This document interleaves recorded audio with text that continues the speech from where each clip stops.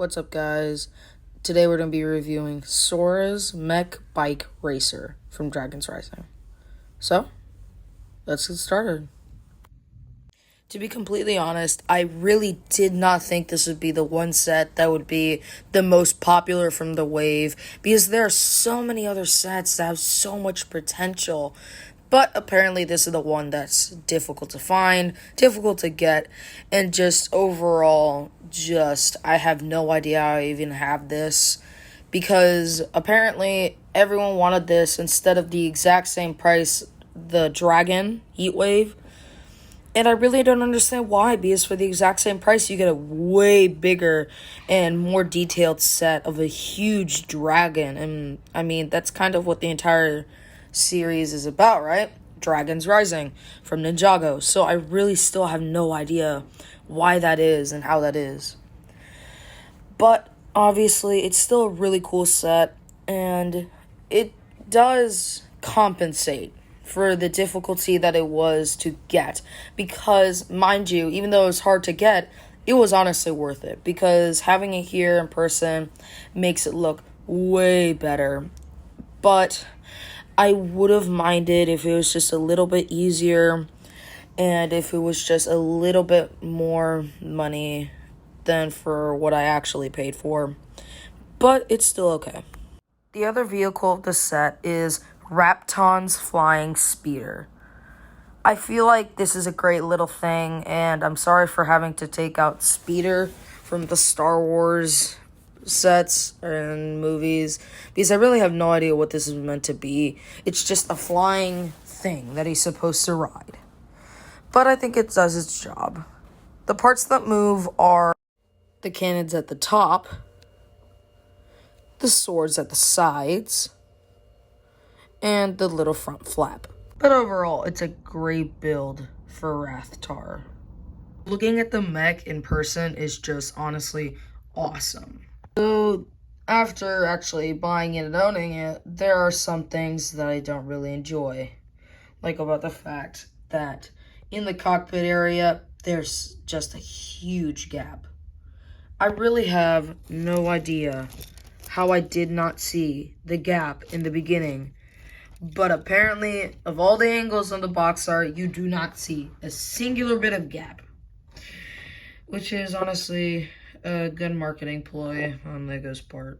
But I still really enjoy it, and to be a little smarter about it, it's not a huge gap. Mind you, it's not even like big enough to fit a minifig. Even if the minifig didn't have anything at all, it was just like no items, no nothing at all. The gap is too small. I think at max you'd be able to fit maybe 1x6 tile or 2x6 tile in there, max, and nothing else, because the holes just are not that big. While there's a bigger one up here. I think that's the thing that kind of made it a little worse. But in total honesty, it still looks great. And for the actual set, you get little cat ears, is what I'm presuming these to be. And on both sides, you have little cat ears, which are supposed to move up and down. And I think what they were mainly meant to do is to cover the little Technic pieces holding in the bar and clip joint, holding in the actual arm. And it's a fairly new piece because it combines Technic with the ball and socket joints. So I think that's really cool when actually looking at the main set. Both arms of the mech are equivalent, except for the fact that they are reversed, including the fact that the stickers are basically upside down on both parts, in which the lettering is inverted on each different side. So in that way, on this side, there's a K and an X that's upright, and then the E and the S are incorrect. While on this side, the E and the S are visible, while the K and the X are upside down. And both arms have cannons and the ability to hold a huge sword from the actual set. Obviously, this isn't the biggest sword that you can get. There are tons of other molded swords that are way bigger, but in presumable size to handheld swords, they're way bigger. And also, there's a sticker next to the wheel, a bunch of stickers on the set mainly, and in the back, there are two little flag poles hanging out. They both have the exact same sticker, and yes, they are not printed, they are stickered. Sadly, there is not one element, not one, that is printed, except for obviously on the minifigures, but that doesn't count. There is not a singular printed brick or tile or anything. Everything here is stickers. And there's a lot of design to get done with just stickers. Both legs, once again, are identical. And this being the left and this being the right foot. The feet are on a ball and socket joint, so they're in fact able to move basically everywhere. Same thing for the other one. They have wheels in the middle, and then right here, which is a really, really cool design choice, they have these little stoppers using bricks. So in that way, when it's in its bike form, they don't overlap and they stay in where the designer wanted them to go, which is good. And on both of the feet, there are only 3 stickers, which means in 2 of the feet, there are 6. Which gets really annoying to place and put, and to do them perfectly is another pain. But you still get through it, and when you're done, it looks really great. The only one that I don't like is this bottom one, in which there's blue on a white tile. And I understand that it's supposed to be phasing with the feet, which are also blue. But it just doesn't do it because the piece is not printed. It is just not the right color. It's white on the top, white on the bottom, and then in the middle there's blue. It just doesn't fit very well as a brick transition and a piece transition. But overall, if you look over it, it still looks like a great set and a great little feet bit. And overall, the entire mech just works great. It fits really well. The cockpit also looks really nice. And to be completely honest, the cockpit kind of looks like a bike, which I understand it was what it's meant to be. But I feel like for a good transforming mech, you have to make it in a way where you don't realize that it's supposed to transform. Like, obviously, I'm not asking for, like, a 3-in-1. But, like, I've seen a couple sets that can transform really well in this wave and also in other waves. And they don't make them obvious. And I feel like this set just makes it too obvious. Like, it's like putting a sign in your face saying, this set transforms. But it still does its job. In order to put it into the bike formation, you need to remove both of the swords on both sides. Put the swords in the back spots on the back of the mech, which is even more painful to do than the other ones. Put the cat ears up, lift the feet back and forward, all the way back. Have those little stoppers touching right there in the middle. Then, move the feet back. Put the arms forward like little side cannons. And voila, you have the bike. The bike is a cool transformation for what it is. And overall, I feel like they did really good with this set. The minifigure selection for the set is great, including Rapton, Aaron, Ryu the baby dragon, and obviously Sora. Sora is not exclusive to this set, but is still a great minifigure to have, with printing on one of her arms that looks phenomenal, leg and torso printing.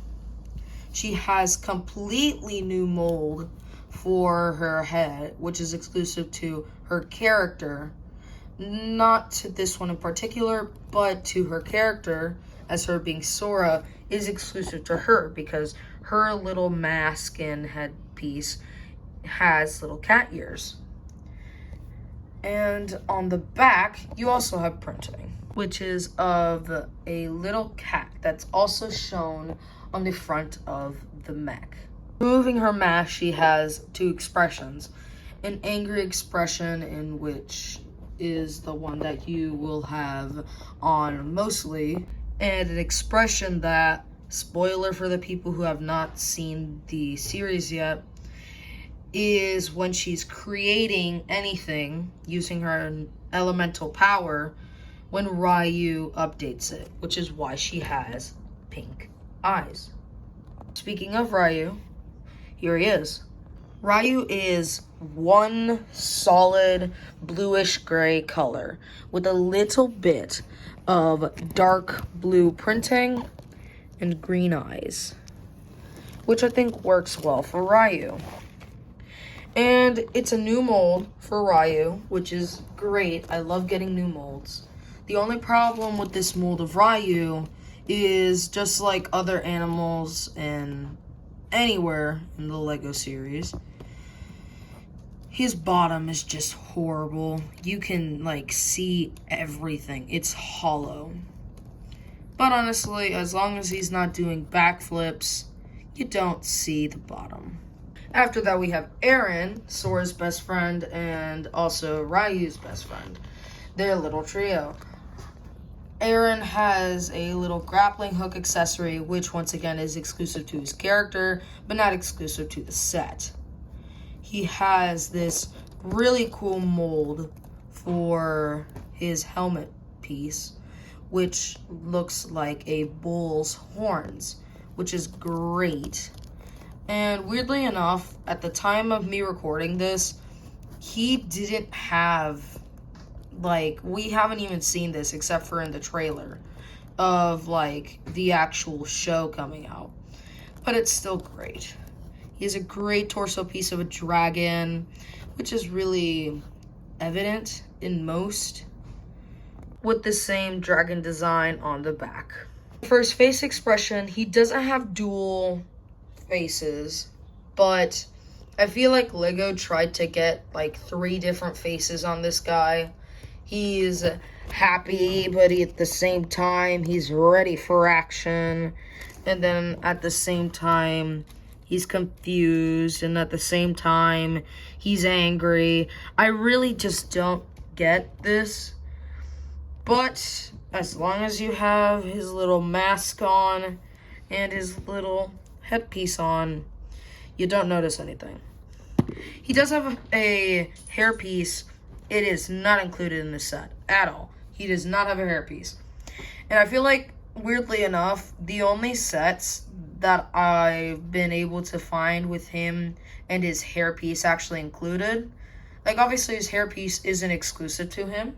We do have characters that have the same hairpiece, but it still doesn't make sense how the only set that has his hairpiece is the Ninjago City Markets, the big one, the $300 largest Ninjago set according to right now. I don't know what it is, but it changes all the time. And for the villain, we have Rapton, who is great. He has this sword that is exclusive to Dragon's Rising, but apparently is in every set. And no kidding, every set. The $5 polybag, the $20 4+ set, and the largest set of the wave. But it's still great. I love the piece, and I love the fact that it's dual molded with 2 colors of gunmetal gray and transparent orange, and I think that's great. Rapton uses the Peter Venkman hair, but in white, which is really cool because it just shows age. And using that hairpiece, we could actually make an old Peter Venkman. But then again, isn't he already old enough?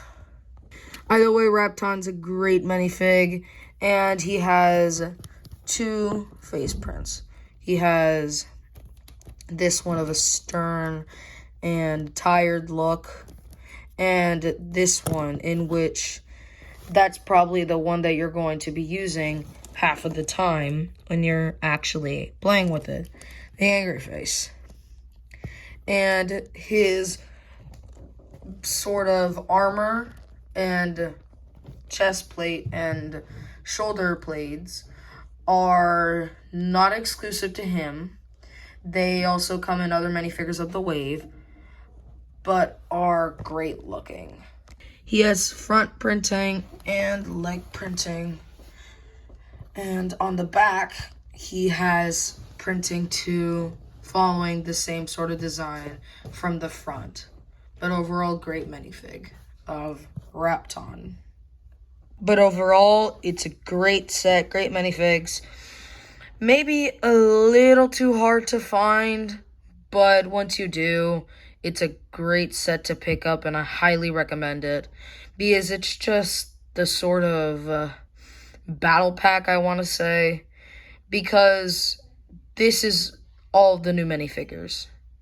Basically, all of them, all that you need, and they add to the actual sets and minifigs to the wave.